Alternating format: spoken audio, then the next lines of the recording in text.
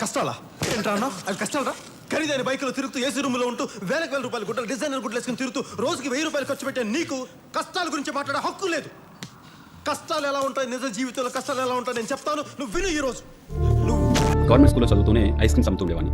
Mechanic షెడ్లో పనిచేశాను. తర్వాత స్కూల్లో వాచ్మెన్గా పనిచేసుకుంటూ ఐఏఎస్ అవ్వాలి అని ఒక స్పార్క్ తోటి క్లాస్లో సార్బిటీ టెస్ట్లో ఫస్ట్ వస్తుండేవాడిని. ఎప్పుడైతే నేను క్లాస్లో ఫస్ట్ 2-3 టెస్ట్లలో వచ్చాను, ఫీజు లేదని చెప్పి నేను బయట ఆపుతుండేవాడు.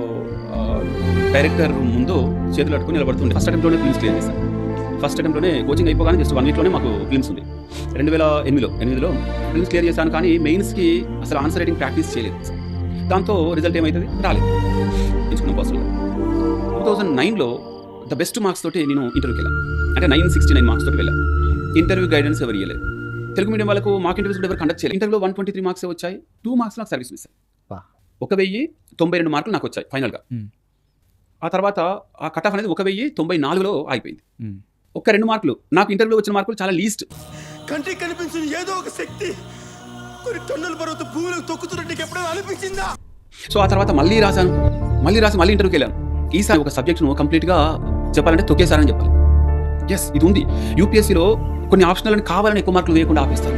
ఓకే, అలా పబ్లిక్ అడ్మినిస్ట్రేషన్ అనేది చాలా మంది తీసుకుంటున్నారని చెప్పేసి ఆ టైంలో పబ్లిక్ అడ్మినిస్ట్రేషన్ మొత్తాన్ని తక్కువ మార్కులు ఇస్తారు.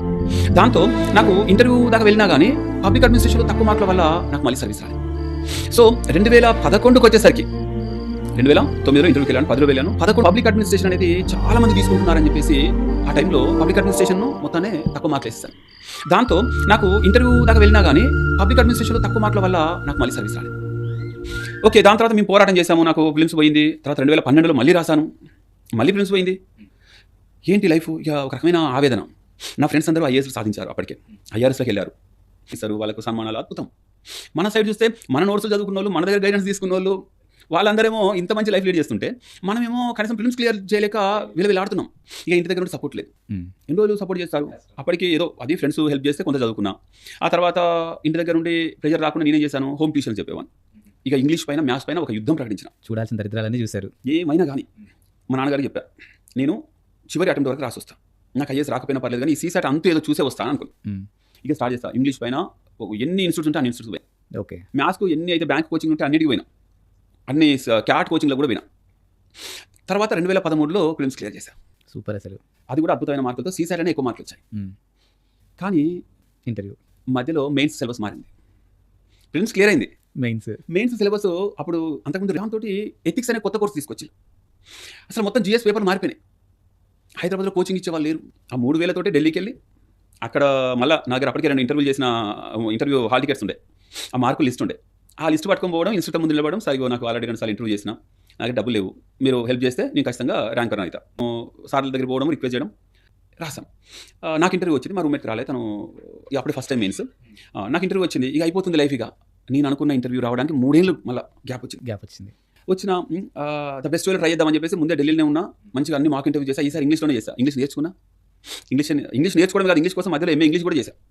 ఇంగ్లీష్ నేర్చుకుంటా, ఇంగ్లీష్ భాష మీద పట్టు కోసం ఎంఏ ఇంగ్లీష్ కూడా చేశా. సో ఒక గోల్ కోసం ఏమేం చేయాలి అవన్నీ చేస్తారు. ఐఏఎస్ కోసం నేను హైదరాబాద్ రావడానికి ఏం చేయాలో చేశా. తర్వాత అది పాస్ కావడం కోసం ఇంగ్లీష్ మ్యాథ్స్ ఉంటే ఇంగ్లీష్ మ్యాథ్స్ కూడా నేర్చుకున్నా. అక్కడ ఉర్దూ పరిచయం ఉంటే పరిచయం కూడా నేర్చుకుంటాను. నాకు నా ఐఏఎస్ అంత ఇంట్రెస్ట్ ఉండే, దానికోసం ఏమైనా చేస్తాను. ఓకే, సో అట్లా ఢిల్లీ దాకా తీసుకుపోయింది నన్ను ఐఏఎస్. ఇంటర్వ్యూకి వెళ్తే నా బ్యాడ్ లక్. అది ఒక్కొక్కసారి లక్ ఉండాలంటారు కదా, హార్డ్ వర్కే అన్ని కాదు ఈ జీవితంలో. హార్డ్ వర్క్ ఒక్కటే కాదు, ఓకే, లక్ కూడా ఉండాలి. సో ద బెస్ట్ వేలో ఇంటర్వ్యూ పోయినా. నా బ్యాడ్ లక్ ఏంటంటే ఆ ఇంటర్వ్యూ చేసే ఆ బోర్డు చైర్మన్ తను ఒక క్వశ్చన్ అడిగేసి మిగిలిన వాళ్ళు డెలిగేట్ చేసి తను వాష్రూమ్కి వెళ్ళిపోయాడు. రాలేదు. నా ఇంటర్వ్యూ హాఫ్ అన్ అవర్ అయిపోయింది. తర్వాత వచ్చి Ravi, how is the system tell me అన్నాడు. నేను చెప్పాను, okay your interview is over అన్నాడు. మిగిలిన వాళ్ళతో మాట్లాడినవి, నేను చెప్పిన ఆన్సర్ అన్నీ తను వినలేదు. ఓ గాడ్. సో ఇప్పుడు అతనికి నా గురించి ఏం తెలుసు అని చెప్పారు. దాన్ని బట్టి ఆయన ఊహించుకొని మార్కులు వేశాడు. 3వ ఇంటర్వ్యూ గాన్.